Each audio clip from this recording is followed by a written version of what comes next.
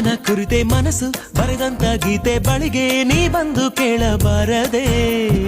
ಇನ್ನು ಎಂದು ನೇರಳ ಹಾಗೆ ನಾನು ಇವಳ ಜೊತೆಯಲೇ ಇರಲ ಅನುಗಾಲ.